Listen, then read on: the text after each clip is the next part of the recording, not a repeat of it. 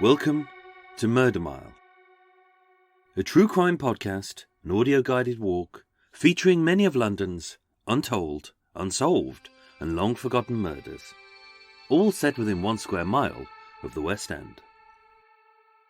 Today's episode is the unsolved murder of Margaret Cook, a woman whose death is as mysterious as her life itself.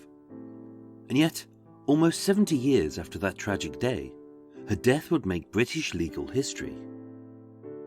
Murder Mile contains grisly details which won't be suitable for delicate daisies, as well as realistic sounds, so that no matter where you listen to this podcast, you'll feel like you're actually there.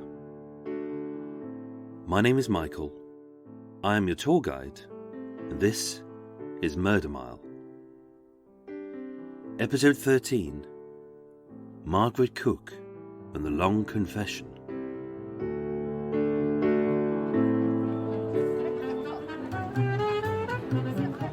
Today, I'm on Carnaby Street, a pedestrianised shopping district within spitting distance of Oxford Circus and Regent Street, which over the last few years has been forced to have a much-needed facelift to make it look modern, stylish and funky. And yet, still being synonymous with the swinging 60s, it looks less like a typical London street, and more like a tacky Austin Powers-style theme park, riddled with a kaleidoscope of offensively bright colours, an ever-playing cacophony of Beatles tunes, and is chocked full of garish British stereotypes, such as minis, beefeaters, red phone boxes, portraits of the Queen, and with everything, everywhere, emblazoned with the Union Jack. Ugh. But Carnaby Street, like most of Soho, is a place of ever-changing fortune, where once the in crowd would go, before next it was a no-go zone, swinging from pop groups to gangsters, designers to druggies, pop art to prostitution. Today, it's a street on the up, with neatly restored 4-storey buildings on both sides of the street, and packed full of overpriced fashion outlets for those attention-seeking tosspots with no personality, such as Muji, Pepe Jeans, Dr. Martens, Vans, the Kooples, and of course, the Ben Sherman store, where the life of Margaret Cook would end and her story begins. But to tell her story properly, we can't start at the beginning, standing outside 50 Carnaby Street in the middle of the 1940s. Instead, we need to go right to the very end of the story, to Canada, in the summer of 2015.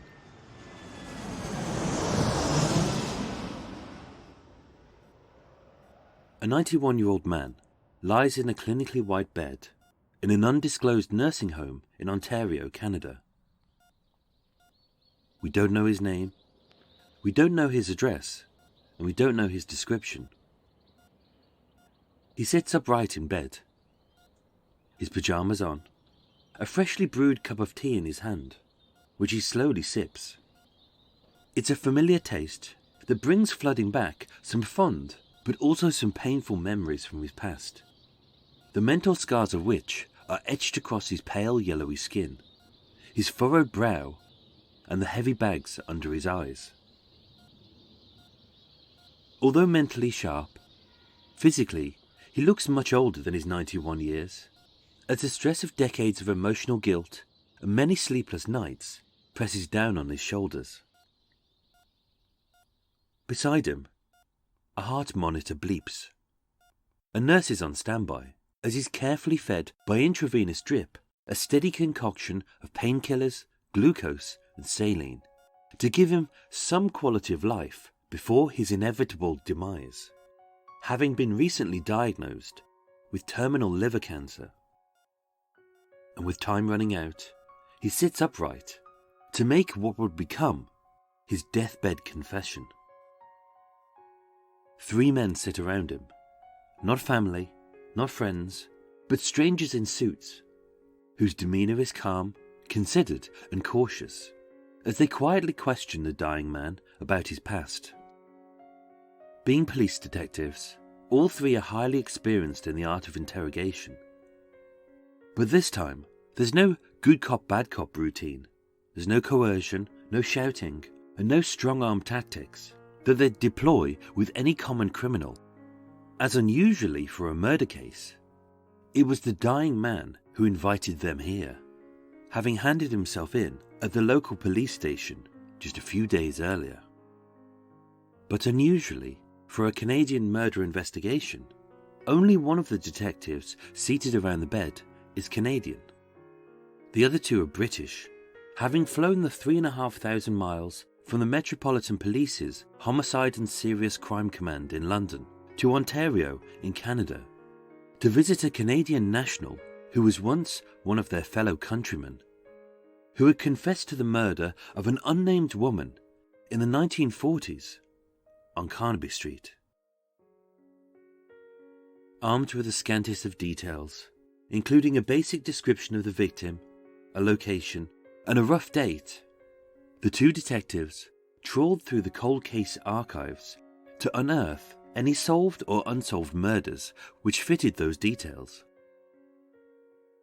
Before him, the detectives placed 12 black and white photos of slightly different but visually similar women, with each photo looking slightly faded, brown and dog-eared at the edges, as if they'd been roughly manhandled many moons ago and then filed away for the span of at least 3 generations.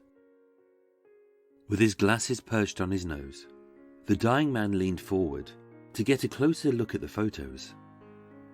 And although some were blonde, some were brunette, some were redhead, and all were in their early to mid-20s, out of the 12, only one drew his attention.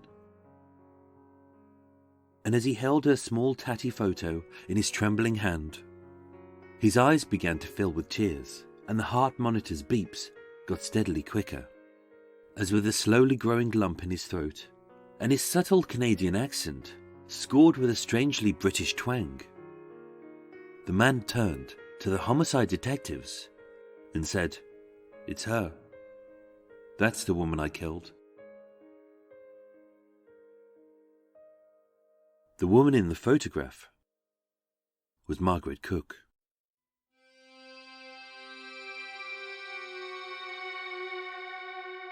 Margaret Cook is a true enigma, and as little as we actually know about the night of her death and her murderer himself, we know even less about her life after it began or before it ended. Abandoned shortly after her birth to unidentified parents somewhere in Bradford, West Yorkshire, on an unspecified date in 1920, the unnamed female child was legally adopted by Mrs. Dorothy Gladys Willis of Swain House Road in Bolton, who had no children of her own and named her Margaret Willis.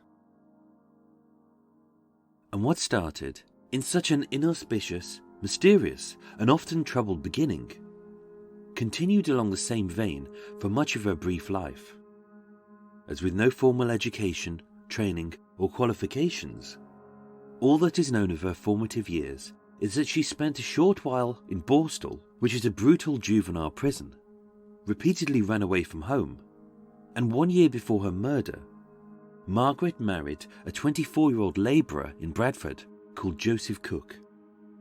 But they separated a few months later, after which she moved to London.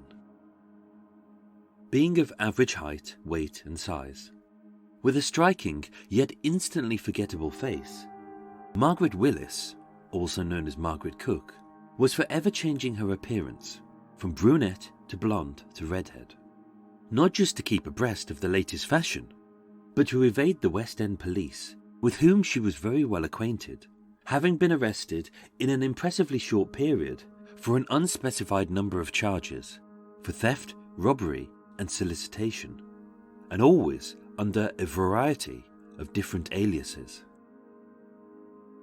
If you're wondering why I'm not being as pedantic as I usually am about digging down to the bare bones of the truth of who Margaret Cook was, that's because the original police investigation file on the life and death of Margaret Cook is held in the National Archives until 2024, And given the recent revelations about her potential Canadian killer's confession, that date is likely to be extended even further. So what little evidence there is based on a wealth of very unreliable sources, none of which I can verify as actual facts.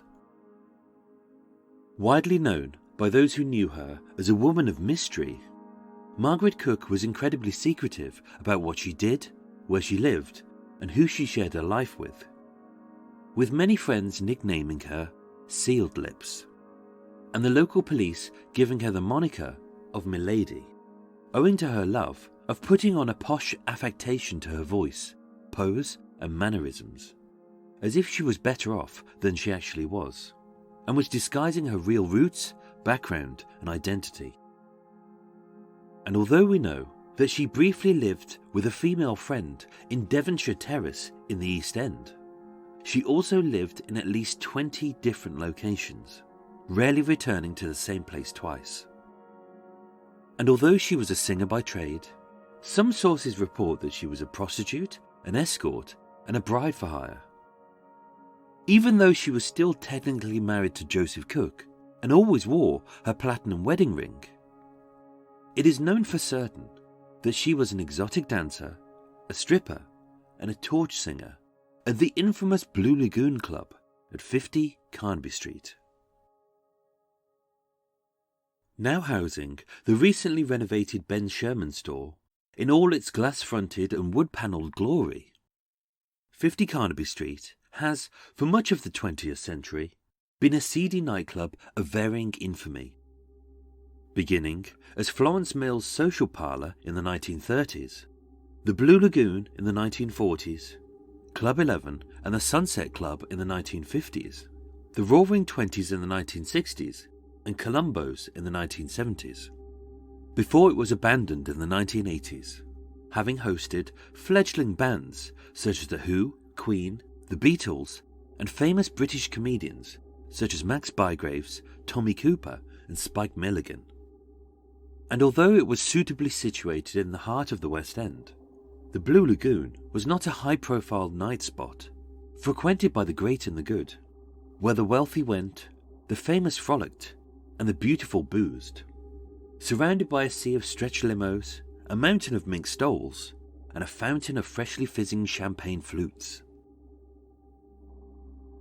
The Blue Lagoon was a much less classy affair, as having been hidden in a dark, drab, and dingy Soho basement, the club was little more than a front for gambling, bootlegging, hawking, drug dealing, and prostitution.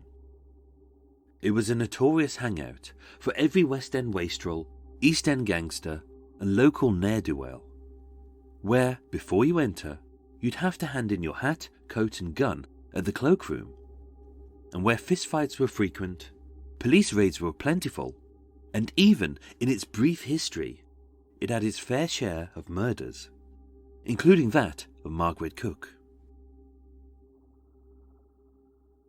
If, like me, you're British, there's one teeny tiny little detail in that last sentence which has probably got you a little bit confused.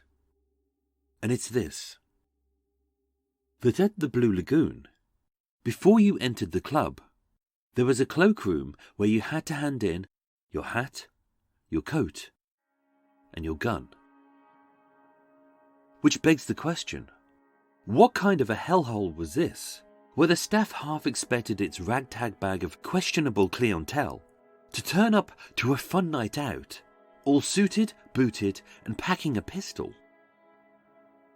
Well, in that regard, it was a very normal nightclub, with exactly the same firearms policy as almost every other British venue in the 1940s. You see, as much as we may criticise the lax gun laws of other countries, gun control in the United Kingdom is still a relatively new concept. Before 1900, almost any British citizen could carry a gun. By 1903, the government introduced the first permit and age restriction, which limited children and some teenagers' access to weapons. By 1919, a mandatory firearms certificate was introduced, meaning you had to have a good reason why you should own a gun, examples of which included hunting and rat catching. In 1936, short-barreled shotguns and fully automatic weapons were outlawed, and a safe storage policy was introduced to stop guns falling into the wrong hands. And by 1946, the year that Margaret Cook was shot to death, the police deemed self-defense no longer a good enough reason to own a gun. And yet, it wasn't until 1953 that carrying any kind of firearm outside of supervised and permitted areas, for any reason except hunting, was made illegal. Although this may seem like merely an interesting factoid about the state of UK gun control, it actually gives important context to the murder of Margaret Cook, as even though the tabloid press and their dubious sources had suggested that she was shot to death by a pimp, a gangster, a robber or a crook, having become embroiled in a seedy gangland feud involving sex, drugs and dodgy deals, which you have to admit is a much more exciting story. But surely, she could have been shot by literally anyone. As we've never really had a gun culture in the United Kingdom, there wouldn't have been all that many firearms on the streets, right? Well, that is true, but it wasn't in the mid to late 1940s, as the streets were flooded with legal and illegal firearms. So much so that even today, many are still being discovered in the hands of collectors and criminals, with some having been brought home by returning servicemen wanting to retain a wartime souvenir, and others being sent in bulk to Britain by America. Following the military failure but political success of the Battle of Dunkirk, when the Allied troops were forced to retreat back across the English Channel, and the ever-present threat of the Nazi invasion was imminent, with every available weapon in active service, there wasn't enough privately owned firearms to protect the people. So needing a quick but steady supply of guns to protect the homeland, the UK turned to its old ally, the USA. In November 1940, the American Committee for the Defense of British Homes sent out an urgent appeal, which appeared in the American Rifleman magazine, asking for US citizens to donate their pistols, rifles, shotguns and binoculars to the British people. And although many of the firearms were either returned, destroyed or dumped in the Channel for fear that our peaceful isle would descend into the Wild West, sadly, a large proportion of guns remained in private ownership and were sold on the black market. And yet, context aside, very little is known about the whereabouts of 26-year-old Margaret Cook on the night of her murder. And what is known is spurious and sketchy at best. The evening of Saturday the 10th of November 1946 was a classic British autumn evening. As the weather was as indecisive as always, it was neither raining nor dry. Instead, a light drizzle peppered the air, seeming never to feel wet, and yet everything it touched it soaked, as a blustery wind whipped up the discarded litter that swirled about the dark-lit streets of Piccadilly. The war was over. The streets should have been a veritable riot of light and colour, with a blackout no longer imposed. But with the infamous lights of Piccadilly Circus still out of action, the streets pockmarked with bomb craters, every other building being unsafe, and almost every street lamp still broken, the only light sources were the passing glow of the occasional car headlight, the dull yellow glow of gaslight, and small pockets of fireworks which illuminated the London skyline, but disappeared into the gloom of the overcast sky. Dressed in a fashionable fawn coat with a bright pink blouse, a brown checkered dress, and fawn high-heeled shoes, between 8:45 p.m. and 9:10 p.m, Margaret Cook was witnessed walking the side streets of Soho, such as Great Windmill Street, Denham Street, and Sherwood Street. which all intersect with Brewer Street, the infamous prowling ground and pick-up place for prostitutes and punters. So whether she was on the game that night is debatable, as based on her last known movements, if she was deliberately avoiding Brewer Street, that could either mean she was solely socialising that night, was unwelcome on a rival prostitute's turf, or that she was specifically trying to avoid someone. But that we shall never know. Of course, if she was a working girl, who, like Ginger Ray, didn't live local and had no place to entertain her punters, then maybe the bomb-damaged side streets were her next best option. As like most out-of-town sex workers who travelled into the West End to try their luck, she serviced her clients in the damp, cold, but ultimately free bomb craters and disused air raid shelters which dotted the streets. But then again, that we shall never know. According to her friends, the ever-secretive Margaret, whose love life was as mysterious as her natural hair colour, was said to have confided in an unnamed flatmate at her Devonshire Terrace flat that an undisclosed man was trying to extort money from her, and that her new boyfriend, whose identity was never revealed, had recently threatened her with a revolver. All of which are easily spurious press reports, which cropped up only in the days after her death. And with no evidence to back this up, it's hard to substantiate whether they are true, half-truths, or outright lies, invented by cash-strapped friends or devious chancers, hoping to make a quick quid off a salacious news story. And yet, even the suspiciously scant details of Margaret Cook's actual murder are open to debate, as what we do know doesn't make a hell of a lot of sense. Later that evening, as 50 Carnaby Street fizzed and bristled with the excitable buzz of pub-goers who bustled amongst the dark-lit street, deciding where to go next in the last hours before the dance halls, jazz joints and nefarious nightclubs opened. But busy as it was, the passageway just to the right of 50 Carnaby Street, where soon enough an eager throng of excitable customers would queue up to enter the infamous Blue Lagoon. The passageway was dark and sparse, all except for the faint glow of cigarette tips from a couple whose conversation, it is said, was heated. Although in shadow, the woman was described as slim, mid-20s, 5'7" tall, and fashionably dressed in a mix of subtle fawn and bright pink, who spoke in a slightly affected posh accent, which was accentuated by her natural northern accent. And although she went by many names, most people knew her as Margaret Cook. In the alley, although what was said is unclear, there was no denying that an argument was taking place, with the unidentified man described as aged 25 to 30, 5'8" or 9 inches tall, with a dark complexion, dressed in a Burberry-style raincoat and a pork pie hat. Was he her boyfriend? Was he her pimp? Was he a customer? That we shall never know.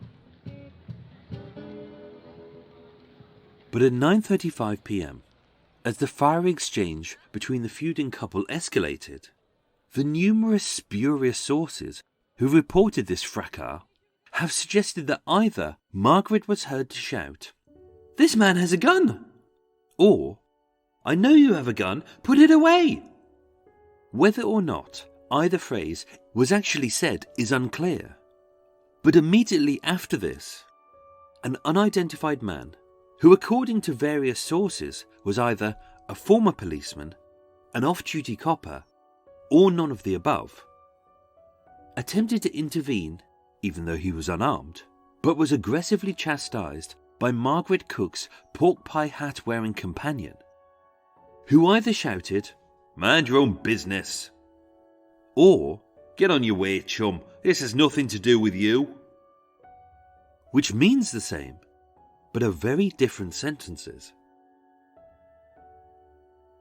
At which point, the maybe possibly off-duty ex-policeman either stayed or walked away.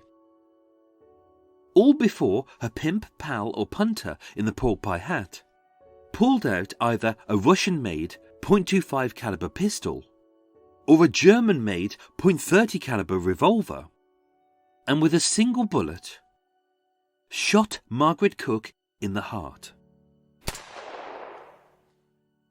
Fearing arrest, he supposedly ran in two different directions, either east down Broadwick Street or north towards Oxford Street, where, although he was chased, he disappeared. His name is unknown. His identity is unknown. And his whereabouts today are unknown. He was never photographed, he was never fingerprinted, and he was never caught. His face was half obscured. He dropped to nothing. He wasn't known to the locals. And over the bustling hubbub of the street and the cacophony of exploding fireworks, his exact accent could not be determined. And although the Met Police's homicide detectives conducted a thorough investigation, they found no gun, no shell casing, and with an entrance wound over her heart and an exit wound in the back, they found no bullet. Sadly, as she lay there, the lifeless body of Margaret Cook slumped against a bricked-up emergency water tank in the shadowy passage of 50 Carnaby Street, with the night being wet and her corpse surrounded by gawkers, as the scene wasn't sealed off quick enough, much of the evidence was lost. And although, just 4 days later, the Met Police questioned a 27-year-old builder from Strathaven in Lanarkshire, Scotland, called Robert Covey Wilson, who was 5'8", with blue eyes, black hair, and a pale complexion, who was muscular, with heavily tattooed forearms and hands, and a scar beneath his chin. A description which, at best, only half fits our suspect. He was released without charge, along with her ex-husband, Joseph Cook, who on the night of his wife's murder was in prison in Bradford, 170 miles away, awaiting trial for theft. And although the trashy tabloid press have often lazily attributed the murder of Margaret Cook to the infamous killer known as Soho Jack, a mysterious maniac who supposedly murdered 4 Soho prostitutes in quick succession, including Ginger Ray, Black Rita, and Russian Dora, the murderer of Margaret Cook was never caught. So, I guess you're expecting a big reveal now. A surprise ending. A twist involving an intricate piece of previously undisclosed evidence, unearthed by myself in the National Archives, which conclusively proves, or at least hints, at a possible suspect for the murder of Margaret Cook. I'm sorry to disappoint you. This isn't a fairy tale. This isn't a detective novel. And as with any murder, this doesn't have a happy ending. It remains an unsatisfying story with no obvious conclusion, which leaves us with a series of unanswered questions and no real answers. By its very nature, prostitution is a secretive business. And even though, in cases such as the brutal murder of Ginger Ray, where her last known movements were wonderfully documented by those who loved her, in the case of Margaret Cook, a mysterious outsider who closely guarded her privacy, disguised her roots, and lived a life of secrecy, her murder may never be solved.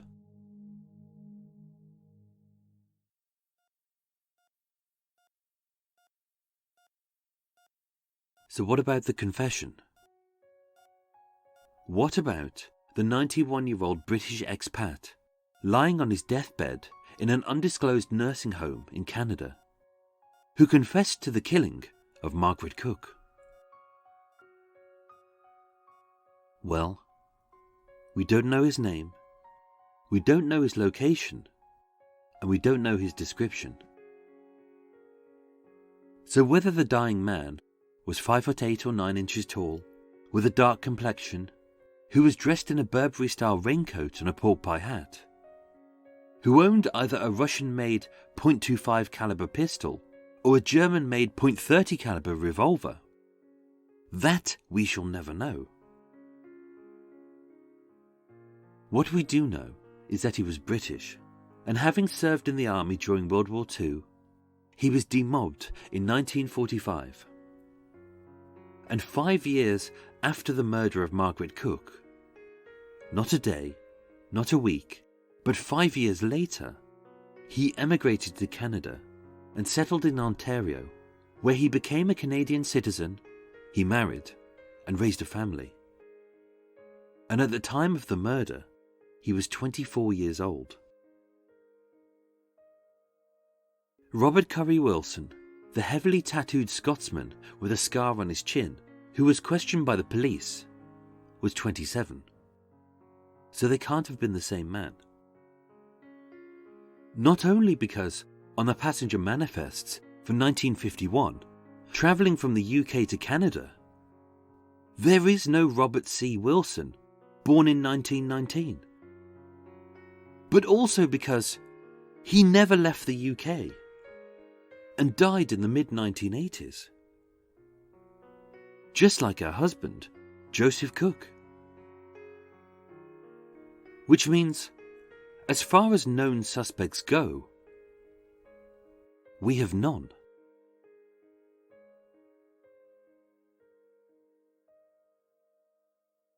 In the summer of 2015, it was reported in the press that the UK Director of Public Prosecutions, Alison Saunders, sought the extradition of the Canadian man to stand trial for the murder of Margaret Cook, as they felt they had a realistic prospect of a conviction, and he had been deemed mentally fit. But as extradition requests are confidential state-to-state communications, the Government of Canada can neither confirm nor deny the existence of such a request. But given the dying man's advancing age, medical needs, and his declining physical infirmity, and even though, with his confession coming almost 70 years after the murder of Margaret Cook, this is now the longest gap between a crime and a confession in British legal history, it is highly unlikely that he will ever stand trial. But how safe is this confession? As it's never been released, and probably won't be in our lifetime, that's hard to tell. But let me ask the question: how reliable is this confession? He's a 91-year-old man, dying of liver cancer, a debilitating disease which causes nausea, exhaustion, and confusion, whose 70-year-old confession was so full of holes that, having supplied the Met Police with such scant details, they returned with 12 possible victims and placed in front of him the tatty dog-eared photos of similar-looking women, and then asked him to pick out a face that he last saw in a dark alley on a rainy night just after World War II, of a woman whose name he says he didn't know or has since forgotten. Maybe he did murder Margaret Cook, and this truly is his deathbed confession.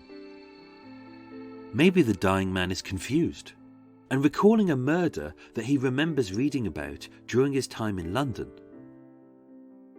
Or maybe he's just a confused and lonely man wanting a little bit of attention before he dies. And 2 years after his confession, whether he's actually still alive, even that we don't know. Therefore, the murder of Margaret Cook remains unsolved and may never be solved.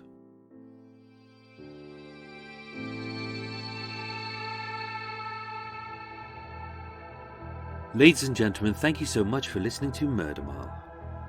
Soon I shall do a catch-up episode If there are any loose threads on any of the solved or unsolved cases we've discussed in earlier episodes, we can address them there. But in the case of Margaret Cook, good luck. If you like this podcast, please do rate and review us and share it with your friends. It only takes a second and it really does mean a lot. You can follow Murder Mile on Twitter and Facebook. Just search for the Murder Mile True Crime Podcast. Murder Mile was researched, written and performed by myself, with the main musical themes written and performed by Eric Stein and John Books of Cult with No Name. Next week's episode is William Stolzer and the Unusual Defense. Thank you for listening and sleep well.